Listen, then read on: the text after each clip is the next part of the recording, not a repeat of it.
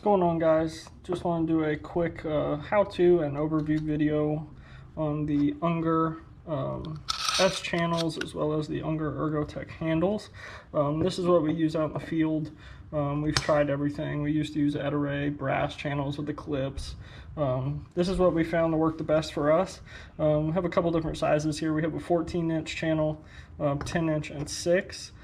To start out, to swap out your rubber, it's very simple. With Unger, you're just going to slide it right in the channel. Try and do this all on camera. Once you have it in your channel, you just want to make sure each end is even, and then on your handle you're going to push down on the button, slide it over, and then on your actual channel there's 2 arrows, and you just want to make sure your arrows are lined up, and again your rubber's even on both ends. You can do this nice and easy. It's very fast. If you want to swap it out in the field, same thing, push the button, slide it out, and you can literally just swap channels around just like that. So it's a lot easier than having to carry a whole bunch of different squeegees. You can carry 1 or 2 handles and then have multiple size channels with you.